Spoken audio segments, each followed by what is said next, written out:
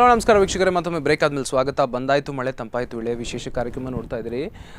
ಇವತ್ತು ಮಳೆ ಬಂದಿರೋದ್ರ ಬಗ್ಗೆ, ಮಳೆ ಬಂದಿರೋದು ಮುಂಗಾರು ಮಳೆನಾ ಅಥವಾ ಇನ್ಯಾವುದೋ ಸೈಕ್ಲೋನ್ ಇಫೆಕ್ಟ್ ಆಯಿತು ಮಳೆ, ಮತ್ತು ಒಂದಿಷ್ಟು we are giving it a different touch. ಇಲ್ಲಿ ಸೈನ್ಸು ಇದೆ, ಇಲ್ಲಿ ಫೀಲಿಂಗ್ಸು ಇದೆ. Welcome back sir. ನಮಸ್ಕಾರ. ಡಾಕ್ಟರ್ ಎ ಪಿ ಭಟ್ ಅವರಿದ್ದಾರೆ, ಪೂರ್ಣಪ್ರಜ್ಞಾ ಕಾಲೇಜಲ್ಲಿ. ಅವರು HOD ಆಫ್ ಫಿಸಿಕ್ಸ್ ಡಿಪಾರ್ಟ್ಮೆಂಟ್. ಸರ್, ಬಹಳ ಬ್ಯೂಟಿಫುಲ್ ಆಗಿ ನೀವು ಕೆಲವು ವಿಚಾರಗಳನ್ನು ಎಕ್ಸ್ಪ್ಲೈನ್ ಮಾಡಿದಿರಿ. ಅದನ್ನು it is a bunch of whatever you call it as ಇರಲಿ. ಅಟ್ಮಾಸ್ಫಿಯರ್ ಬಗ್ಗೆ ಕೂಡ ನೀವು ಹೇಳಿದ್ರಿ. ನಾವು ಭೂಮಿಯ ಬಗ್ಗೆ ಮಾತನಾಡ್ತಾ ಹೋಗೋಣ. ಈಗ ಈ ಭೂಮಿ ಅಂದರೆ ಏನು, ಭೂಮಿ ಹೇಗೆ, ಮಳೆ ಹೇಗೆ ಬಂತು, ಬ್ಯೂಟಿಫುಲ್ ಆಗಿ ಹೇಳಿದ್ರಿ. So what you want to say about ಭೂಮಿ ಬಗ್ಗೆ ಮಾತಾಡ್ತೀರಾ? ಸರಿ, ಅಲ್ಲಿಂದ ಮಾತಾಡ್ತಾ. ಸೊ ಈಗ ವೀಕ್ಷಕರೇ, ಒಂದೊಂದೇ ಸ್ಲೈಡ್ ಪಿಕ್ಚರ್ನ ನಾವು ನಿಮ್ಮ ಮುಂದೆ ಇಡ್ತಾ ಅದನ್ನು ನಾವು ಮಾತನಾಡ್ತಾ ಹೋಗ್ತೇವೆ. ಎಸ್, ಬರಲಿ. ಈ ಸ್ಲೈಡನ್ನು ಫುಲ್ ಇದರಲ್ಲಿ ತೋರಿಸಿ. ಸರ್ ಹೇಳಿ ಸರ್, ಇದು ಏನು ಹೇಳುತ್ತೆ? ನನ್ನ ಭೂಮಿಯ ಸುತ್ತಲೂ ಒಂದು 500 ಕಿಲೋಮೀಟರ್ ವ್ಯಾಪ್ತಿಯ ವಾತಾವರಣ ಅಂತ ಹೇಳ್ತೇವೆ ನಾವು, ಅಟ್ಮಾಸ್ಫಿಯರ್ ಅಂತಿದೆ. ಇಲ್ಲಿರುವ ಕಾಂಪೋಸಿಷನ್ ಇದೆಯಲ್ಲ, ವಿಶ್ವದ ಯಾವ ಗ್ರಹದಲ್ಲೂ ಇಲ್ಲ, ಯಾವ ಚಂದ್ರನಲ್ಲೂ ಇಲ್ಲ. ನಮಗೆ ನೀವು ನೋಡಿದ್ರೆ ನಮಗೆ ನೈಟ್ರೋಜನ್ ಅಂತ ಹೇಳ್ತೇವಲ್ಲ, N2 ಅಂತಿದೆ. ಅದು ಎಷ್ಟು ಪರ್ಸೆಂಟ್? 78% ಉಂಟು. ಅದು ಆದ್ರಿಂದಲೇ ನೆಕ್ಸ್ಟ್ ಇರೋದು ಆಕ್ಸಿಜನ್, ಆಮ್ಲಜನಕ. ಅದು ಸುಮಾರು 20% ಇದೆ. ಇವೆರಡೂ ನಮಗೆ ವಾತಾವರಣದಲ್ಲಿ ಇರೋದ್ರಿಂದ ಇಷ್ಟು ಮತ್ತೆ ನೀರಿನ ಮತ್ತೆಲ್ಲವೂ ಇದ್ದಾವೆ ಇರೋದ್ರಿಂದ ಈ ಭೂಮಿ ಇಷ್ಟು ಅದ್ಭುತ. ಅದು ಆಶ್ಚರ್ಯ ಗೊತ್ತಾ? ನಮ್ಮ ಭೂಮಿ 15 ಕೋಟಿ ಕಿಲೋಮೀಟರ್ ಸೂರ್ಯನಿಂದ, ಸುಮಾರು 11 ಕೋಟಿ ಕಿಲೋಮೀಟರ್ ದೂರದಲ್ಲಿ ಶುಕ್ರ ಗ್ರಹ ಇದೆ. ಶುಕ್ರ ಗ್ರಹದ ಗಾತ್ರವು ಭೂಮಿಯ ಗಾತ್ರದಷ್ಟೇ. ಆದ್ರೆ ಏನ್ ಮಾಡೋಣ, ಶುಕ್ರನಲ್ಲಿ ಈ ವಾತಾವರಣ ಇಲ್ಲ. ಅಲ್ಲಿರೋದು 95% ಕಾರ್ಬನ್ ಡೈಆಕ್ಸೈಡ್. ಹಾಗಾಗಿ ಅಲ್ಲಿ ಜೀವಿಗಳ ಸೃಷ್ಟಿ ಆಗಲೇ ಇಲ್ಲ. ಭೂಮಿಯಲ್ಲಿ ಈ ಇಡೀ ಅದ್ಭುತವಾದಂತಹ ಈ ರಸಪಾಕ, ಸಸ್ಯಗಳು, ನೆಲಗಳು, ಎಲ್ಲ ಜೀವಿಗಳು ಸೃಷ್ಟಿ ಆಗ್ಲಿಕ್ಕೆ ಈ ನೈಟ್ರೋಜನ್ ಮತ್ತು ಆಕ್ಸಿಜನ್ ಈ ಕಂಟೆಂಟೇ ಕಾರಣ ಅಂತ ವಿಜ್ಞಾನಿಗಳು ಮಾತಾಡಿದ್ದಾರೆ. ಬ್ಯೂಟಿಫುಲ್. ಅದನ್ನ ನೀವು ಗಮನಿಸ್ತಾ ಇದ್ದೀರಿ ವೀಕ್ಷಕರೇ. ನೋಡಿ, ನೈಟ್ರೋಜನ್ ಇದೆ 78%, 78% ಇದೆ. ಮತ್ತೆ ಆಕ್ಸಿಜನ್ ಇದೆ, ಅದು ಬರೀ ಒಂದು 21% ಇದೆ. ಎಸ್, ನೆಕ್ಸ್ಟ್ ಪಿಕ್ಚರ್ಗೆ ನಾವು ಮೂವ್ ಆಗೋಣ. ಇದು we are explaining the beauty of ಭೂಮಿ, ಅರ್ತ್. ಸರ್, ಇದೇನು ಹೇಳುತ್ತೆ ಇದು? ಆಶ್ಚರ್ಯ ಅಂದ್ರೆ ಸೂರ್ಯನಿಂದ ಇವತ್ತು ಎಲ್ಲಾ ರೀತಿಯ ವಿದ್ಯುತ್ ಕಾಂತಿ ಅಲೆಗಳು, ಬರೀ ಕಣ್ಣಿಗೆ ಕಾಣುವ ಬೆಳಕು ಮಾತ್ರ ಅಲ್ಲ, ಈಗ ರೇಡಿಯೋ ಅಲೆಗಳು, ಇನ್ಫ್ರಾರೆಡ್, ನಂತರ ವಿಸಿಬಲ್ ಕಣ್ಣಿಗೆ ಕಾಣುವ ಬೆಳಕು, ಅಲ್ಟ್ರಾವೈಲೆಟ್, ಎಕ್ಸ್ರೇಸ್, ಗಾಮಾರೇಸ್ ಎಲ್ಲ ಚಿಮ್ಮುತ್ತಾ ಇದ್ದಾವೆ. ಸೂರ್ಯ ಅಂದ್ರೆ ಏನು ನಮ್ಗೆ ಇನ್ನು ಗೊತ್ತಿಲ್ಲ. ಹಾಗೆ ಚಿಮ್ಮುವಂತಹ ಈ ರೇಡಿಯೇಷನ್ಸ್ ನಮ್ಮ ಭೂಮಿ ಬರುವಾಗ, ಈ ಭೂಮಿ ತಾಯಿ ಇದ್ದಾಳಲ್ಲ, ಅವಳೊಂದು ಅಟ್ಮಾಸ್ಫಿಯರ್ ಅಂತ ಹೇಳೋದು ನಾನು ಯಾವಾಗಲೂ ಹೇಳೋದು, ಅದೊಂದು ಹೊದಿಕೆ, ಕವಚ. Screen back on screen please. ಹೇಳಿ ಸರ್. ಮಕ್ಕಳೇ, ನಾವ್ 700 ಕೋಟಿ ಇದ್ದೇವಲ್ಲ, ಚೆನ್ನಾಗಿ ಬದುಕಿಯಪ್ಪ ಅಂತ ಭೂಮಿ ತಾಯಿ ನಮ್ಮನ್ನ ಅಪ್ಪಿ ಹಿಡ್ಕೊಂಡಿದ್ದಾಳೆ ಅಂತ ಅನ್ಸೋದು. ಆ ರೇಡಿಯೇಷನ್ ಸೂರ್ಯನಿಂದ ಬರುವಾಗ ಅವೆಲ್ಲ ನಮ್ಮ ನೆಲದವರೆಗೆ ಬರೋದೇ ಇಲ್ಲ. ವಾತಾವರಣದ ಕಣಗಳು ಅವನ್ನ ಅಬ್ಸರ್ವ್ ಮಾಡಿ ನಾವು ಬದುಕಲಿಕ್ಕೆ ಅನುಕೂಲ ಮಾಡಿ ಕೊಟ್ಟಿದ್ದಾವೆ. ನೆಕ್ಸ್ಟ್ ಸ್ಲೈಡ್ ನೀವು ಹೋದ್ರೆ ನಿಮ್ಗೆ ಗೊತ್ತಾಗುತ್ತೆ. ತುಂಬಾ ರೇಡಿಯೇಷನ್ಸ್ ಅನ್ನ ವಾತಾವರಣದ ಕಣಗಳು ಅಬ್ಸರ್ವ್ ಮಾಡ್ತವೆ. ನೀವು ಕೇಳಬೇಕು, ಸುಮಾರು 50-60 ಕಿಲೋಮೀಟರ್ ಎತ್ತರದಲ್ಲಿ ಓಝೋನ್ ಪಾರ್ಟಿಕಲ್ಸ್, ಮೊಲಿಕ್ಯೂಲ್ಸ್ ಇದ್ದಾವೆ. O3 ಅದು. ಈ ಓಝೋನ್ ಪಾರ್ಟಿಕಲ್ ಏನ್ ಮಾಡುತ್ತಂದ್ರೆ ಅಲ್ಟ್ರಾವೈಲೆಟ್ ರೇಡಿಯೇಷನ್ಸ್ ಬರುತ್ತೆ, 420 ಮತ್ತು 220 ನಾನೋಮೀಟರ್ ಅಂತ ಹೇಳ್ತೇವೆ in terms of ultraviolet radiations. ಆ ಓಝೋನ್ ಕಣಗಳ ಒಂದು ವೈಬ್ರೇಷನ್ ಸೇಮ್ ಫ್ರೀಕ್ವೆನ್ಸಿ, ಅದು ಮ್ಯಾಚ್ ಆದಾಗ ಅದು ಹೆಚ್ಚು ಕುಣಿದು ಆ ರೇಡಿಯೇಷನ್ಸ್ ಅಬ್ಸರ್ವ್ ಮಾಡಿಬಿಡುತ್ತೆ. ಬ್ಯೂಟಿಫುಲ್. ಮಾಡಿದಾಗ ನಮಗೆ ತಲುಪೋದಿಲ್ಲ ಅಲ್ಟ್ರಾವೈಲೆಟ್, ನಾವು ಬಚಾವದು. ಭೂಮಿಯ ನೆಲಕ್ಕೆ ಅಲ್ಟ್ರಾವೈಲೆಟ್ ಅನ್ನು ತಡೆಯುವುದು ಓಝೋನ್. ಹೀಗೆ ಪ್ರತಿ ಕಣಗಳ ಅವಳ ಅಟ್ಮಾಸ್ಫಿಯರ್ ತುಂಬಾ ಕಣಗಳಿದ್ದಾವಲ್ಲ, ಅವುಗಳ ಕಾಂಪೋಸಿಷನ್ ಎಲ್ಲಾ ಕಿರಣಗಳನ್ನು ಭೂಮಿಗೆ ಬರದ ಹಾಗೆ ತಡಿತಾವೆ. ಅದಕ್ಕೆ ನಾನು ಹೇಳೋದು, ಭೂಮಿ ತಾಯಿ ಒಂದು ಅಟ್ಮಾಸ್ಫಿಯರ್ ಅಂತ ಕವಚ ಹೊದ್ಕೊಂಡಿದ್ದಾಳೆ ನಮ್ಮನ್ನ ಬದುಕಲಿಕ್ಕೆ ಅಂತ. ನಾವೇನ್ ಮಾಡ್ತಾ ಇದ್ದೇವೆ ಗೊತ್ತಾ, ಆ ಕಾಂಪೋಸಿಷನ್ ಡಿಸ್ಟರ್ಬ್ ಮಾಡ್ತಾ ಇದ್ದೇವೆ. ಈಗ ಲೈಕ್ ಹೇಗೆ ಕಾರ್ಬನ್ ಡೈಆಕ್ಸೈಡ್ ಕಂಟೆಂಟ್ ಹೆಚ್ಚಾಯ್ತು ವಾತಾವರಣದಲ್ಲಿ, ozone molecules carbon dioxide observe ಮಾಡಿ ಬಿಡುತ್ತೆ.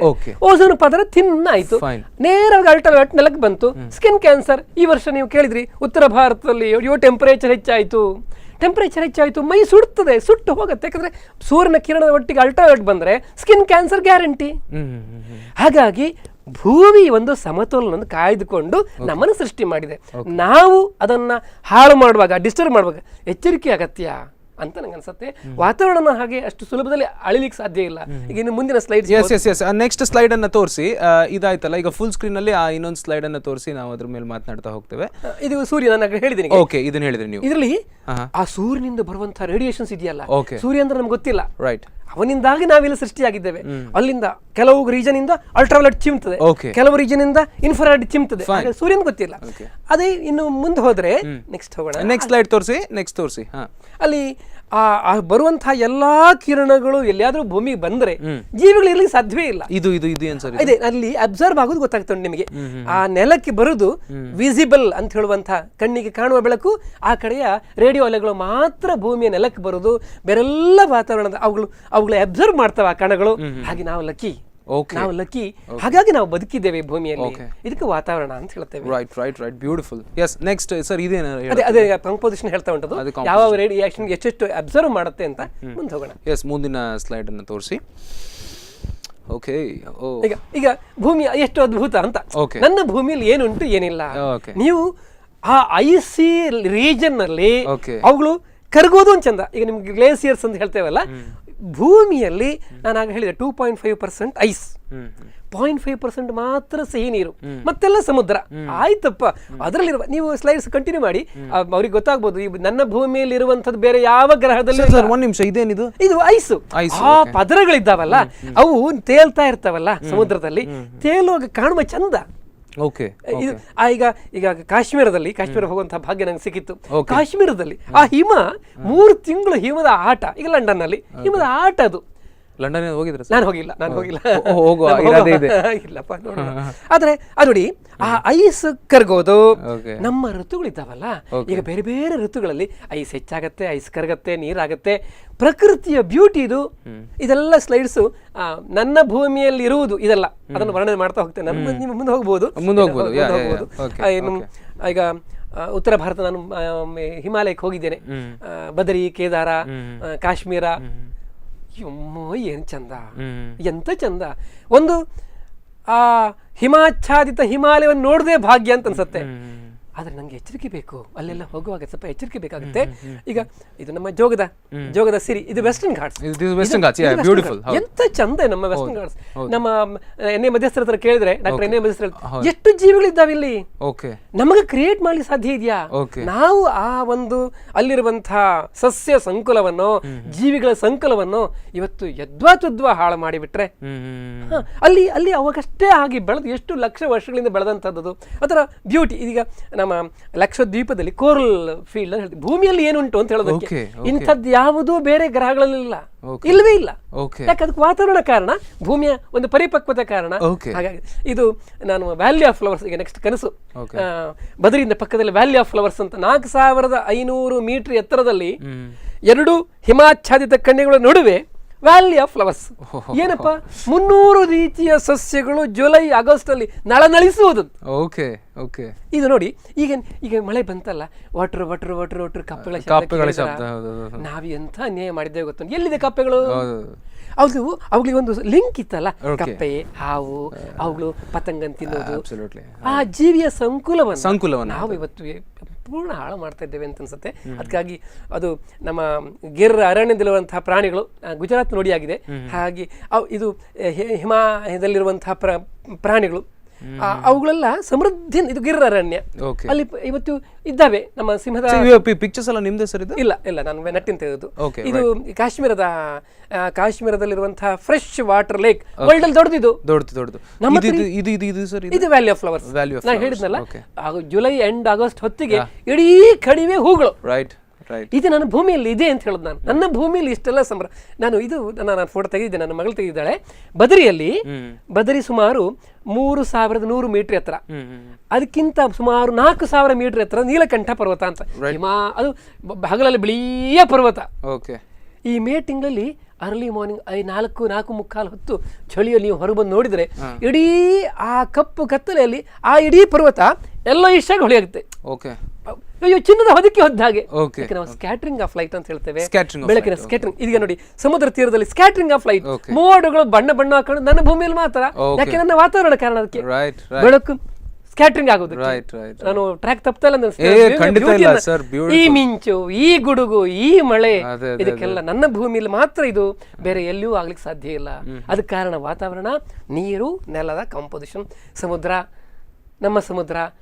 ಬ್ಯೂಟಿಫುಲ್. ಇದೆಲ್ಲವೂ ನಾನು ಸ್ವಲ್ಪ ಸ್ಕ್ಯಾಟರಿಂಗ್ ಆಫ್ ಲೈಟ್ ಕೊಡ್ತೇನೆ. ನಾನು ಪರ್ವತಗಳೆಲ್ಲ ಬಣ್ಣದಲ್ಲಿ ಕಾಣ್ತಾವ ಅಂತ ಹೇಳ್ತಾವಲ್ಲ, ಬಹುಶಃ ಟ್ರೆಕ್ಕರ್ಸಿಗೆಲ್ಲ ಗೊತ್ತಿದ್ದು ಆ ಸಮುದ್ರದ ಪರ್ವತಗಳ ಬ್ಯೂಟಿ. ಹಿಮಾಚ್ಛಾದಿತ ಪರ್ವತ ಬಿಳಿಯಾಗಿರುತ್ತಲ್ಲ, ಅರ್ಲಿ ಮಾರ್ನಿಂಗ್ ಎಲ್ಲ ಇಷ್ಟಾಗಿ ಓಕೆ ಅದಾದ್ರ ಬಗ್ಗೆ ಈಗ ಇನ್ನೊಂದು ಆಸ್ಪೆಕ್ಟ್ಸ್ ಇವಾಗ ಕಳೆದ ವರ್ಷ ಆಯ್ತು ಏನಂದ್ರೆ ಅರೋರೆ ಅಂತ ಕೇಳಿದ್ದೀರಾ, ಧ್ರುವ ಪ್ರಭೆ ಅಂತ. ಹೌದು ಹೌದು. ಈಗ ನಾನು ಮೋಡದ ಬಣ್ಣಗಳೆಲ್ಲ ನಾವು ಮಾಮೂಲಿ ಸ್ಕ್ಯಾಟ್ರಿಂಗ್ ಬೆಳಕಿನ ಚದುರುವಿಕೆ ಹೇಳಿದ್ರೆ, ಅಲ್ಲಿ ನನ್ನ ಭೂಮಿಗೆ ಇರುವ ಕೆಪಾಸಿಟಿ ಏನು ಅಂತ ಹೇಳಿದ್ರೆ, ಇದು ಸೂರ್ಯನ ಮ್ಯಾಗ್ನೆಟಿಕ್ ಫೀಲ್ಡ್ ತುಂಬಾ ಕಾಂಪ್ಲೆಕ್ಸ್, ಭೂಮಿ ಸಿಂಪಲ್. ಈ ಎಲ್ಲ ರೇಡಿಯೇಷನ್ಸ್ ಹೇಳಿದ್ನಲ್ಲ, ನೇರ ನಮ್ಮ ಭೂಮಿಗೆ ಬರೋದಿಲ್ಲ, ನಮ್ಮ ಇಕ್ವೇಟರ್ ಕಡೆಗೆ ಬರೋದಿಲ್ಲ. ಅದೆಲ್ಲ ಎಲ್ಲಿ ಬರುತ್ತೆ ಅಂದ್ರೆ ಧ್ರುವ ಕಡೆಯಿಂದ ಚಾರ್ಜ್ಡ್ ಪಾರ್ಟಿಕಲ್ ಬರ್ತವೆ. ಕರೆಕ್ಟ್. ಅದು ಸೂರ್ಯನದ್ದು 11 ವರ್ಷಕ್ಕೊಮ್ಮೆ ಹೀಗೆ ಚಿಮ್ಮುವಂತಹ ಒಂದು ಕ್ರಿಯೆ ಇದೆ ಸೂರ್ಯನಲ್ಲಿ. 11 ವರ್ಷದ ಸೈಕಲ್ ಅಂತ ಹೇಳ್ತೇವೆ. ಹಾಗೆ ಕಳೆದ ವರ್ಷದು ಹಾಗೆ ಹೆಚ್ಚಿನ ಚಾರ್ಜ್ ಪಾರ್ಟಿಕಲ್ ಬಂದಾಗ ಧ್ರುವದ ಎಡೆಗೆ ಬಂದಾಗ ಒಂದು 20-25 ನಿಮಿಷ ಇಡೀ ಆಕಾಶ ನೀಲಾಕಾಶದ ಒಂದು ಪ್ರಭೆ. ಇದಕ್ಕೆ ಅರೋರೆ ಅಂತ ಹೇಳ್ತೇವೆ. ಇದು ನನ್ನ ಭೂಮಿಯಲ್ಲಿ ಮಾತ್ರ. ಇದರ ಚಿತ್ರ ನೋಡಿ ನೀವು. ಒಂದು 20-25 ನಿಮಿಷ ಆ ಒಂದು ಬಣ್ಣದ ಬೆಳಕು ಕುಣಿಯುವುದು. ಅದನ್ನ ನೋಡ್ಲಿಕ್ಕೆ ನೆದರ್ಲ್ಯಾಂಡಿಗೆಲ್ಲ ಹುಚ್ಚು ಕಟ್ಟಿ ಹೋಗ್ತಾರೆ ಜನಗಳು, ಹುಚ್ಚು ಕಟ್ಟಿ ಹೋಗ್ತಾರೆ. ಅದು ಇದೆಲ್ಲ ನನ್ನ ಭೂಮಿಯಲ್ಲಿ ಮಾತ್ರ ಸಾಧ್ಯ, ಬೇರೆ. ಹಾಗಾಗಿ ಭೂಮಿ ಅಂತ ಹೇಳಿದಾಗ ನನಗೆ ಆಶ್ಚರ್ಯ ಆಗೋದು ಏನಂದ್ರೆ, ಇಷ್ಟು ಅದ್ಭುತ ಇರುವಂತಹ ಭೂಮಿಯಲ್ಲಿ ಈ ನದಿ, ನೆಲ, ಸಸ್ಯಗಳು, ಪ್ರಾಣಿಗಳು ಸಮೃದ್ಧಿಯಿಂದ ಇದ್ದು ಮನುಷ್ಯ ತನ್ನ ಸ್ವಾರ್ಥಕ್ಕಾಗಿ ಸ್ವಲ್ಪ ಹಾಳು ಮಾಡ್ತಾ ಇದ್ದೇನೆ ಅಂತ ಅನ್ಸುತ್ತೆ. ಹಾಗಾಗಿ ಕನ್ಸ್ಯೂಮ್ ವಿತ್ ಕೇರ್ ಅಂತ ವಿಶ್ವಸಂಸ್ಥೆ ಹೇಳೋದು, ನಿಮಗೆ ಏನು ಬೇಕೋ ಅದರ ಬಗ್ಗೆ ಗಮನ ಇಟ್ಟು ಕನ್ಸ್ಯೂಮ್ ಮಾಡಿ ಅಷ್ಟೇ. ಇಲ್ಲದ್ರೆ ಆ ಸಂಕುಲಕ್ಕೆ ಅಲ್ಲೊಂದು ದೊಡ್ಡ ಕಾಂಪ್ಲೆಕ್ಸಿಟಿ ಇದೆ, ಅದಕ್ಕೆ ಹಾಳಾಗುತ್ತೇನೋ, ತೊಂದರೆ ಆಗುತ್ತೇನೋ ಅಂತ ಹೇಳುವಂತ ಮಾತನ್ನ ವಿಶ್ವಸಂಸ್ಥೆ ಹೇಳಿದ್ದು. ಅಲ್ಲ, ಬ್ಯೂಟಿಫುಲ್ ಎಕ್ಸಾಂಪಲ್. ಲೈಕ್ ಕಲಾಂ ಅವ್ರ ಮಾತೆ, ನಿಮ್ಗೆ ಬೇಕಿದ್ದಾಗ ಕಾರ್ ಯೂಸ್ ಮಾಡಿ, ಬೈಕಲ್ಲಿ ಹೋಗಿ. ನಿಮ್ಗೆ ಬೇಕಾದವು. ಈಗ ಯಾವುದೇ ಒಂದು ಎಲೆಕ್ಟ್ರಾನಿಕ್ ಗೂಡ್ಸ್ ಇವತ್ತು ಬಹುಶಃ ನಾವು ಹಳತನ್ನೇ ಉಪಯೋಗಿಸಿದರೆ ಎಷ್ಟೋ ಟನ್ ಈ ವೇಸ್ಟ್ ಅಂತ ಹೇಳ್ತೀವಲ್ಲ, ಅದು ಕಡಿಮೆ ಆಗುತ್ತೆ ಅಂತ ಒಂದು ಸ್ಟಾಟಿಸ್ಟಿಕ್ಸ್ ಸಿಗುತ್ತೆ. ಅದರಲ್ಲಿ ಎಷ್ಟೋ ಟನ್. ಯಾಕಂದ್ರೆ ನಮ್ಗೆ ಇವತ್ತು ಹೊಸ ಮೊಬೈಲ್ ಬಂತು, ತಗೊಂಡ್ವು, ಹಳೆ ಮೊಬೈಲ್ ಬಿಸಾಟು. ಇದೆಲ್ಲ ಈ ವೇಸ್ಟ್, ಭೂಮಿಯಲ್ಲಿ ಆಗುವಂಥ ಎಲೆಕ್ಟ್ರಾನಿಕ್ ವೇಸ್ಟ್ ಅಂತ ಹೇಳ್ತೇವೆ. ಅಗತ್ಯ ಇದೆಯಾ ನಿಮ್ಗೆ? ಆ ಸಿಸ್ಟಮ್ ಅಗತ್ಯ ಇದೆಯಾ? ಆ AC ಅಗತ್ಯ ಇದೆಯಾ? ನಿಮ್ಮ ವಾತಾವರಣಕ್ಕೆ ಬೇಕಾಗಿದೆಯಾ? ಅಂದ್ರೆ ಅಗತ್ಯ ಇದ್ರೆ ಯೂಸ್ ಮಾಡಿ, ಅಗತ್ಯ ಇದ್ರೆ ಯೂಸ್ ಮಾಡಿ, ಅದಕ್ಕಲ್ಲ ಅಂತ ಹೇಳಲ್ಲ. ನಿಮ್ಗೆ ಅಗತ್ಯ ಇದೆಯಾ, ಕೇರ್ ಅದ್ರ ಬಗ್ಗೆ ಗಮನ ಇರಲಿ. ಇಲ್ಲ ಇದ್ರೆ ತುಂಬಾ ಈ ರೀತಿ ಇಡೀ ಭೂಮಿಯಲ್ಲಿ ಅವ್ಯವಸ್ಥೆಗಳು ಹೆಚ್ಚಾಗ್ತಾ ಇದ್ದಾವೆ. ಶುದ್ಧ ನೀರು ಸಿಗೋದಿಲ್ಲ, ಶುದ್ಧ ಗಾಳಿ ಸಿಗೋದಿಲ್ಲ, ಶುದ್ಧ ಆಹಾರ ಸಿಗೋದಿಲ್ಲ ಅಂತ ಹೇಳೋದು ಬಹುಶಃ ಅಬ್ಸಲ್ಯೂಟ್ಲಿ ಅಲ್ಲ ಸರ್. ಈ ಸಮುದ್ರದ ವಿಚಾರ ಬಂದಾಗ ನನಗೆ ಇನ್ನೊಂದು ಥಾಟ್ ಅನ್ನು ನಿಮ್ಮ ಜೊತೆ ಶೇರ್ ಮಾಡಬೇಕು. ವೀಕ್ಷಕರು ನೀವು ಅದನ್ನು ಗಮನಿಸಬೇಕು.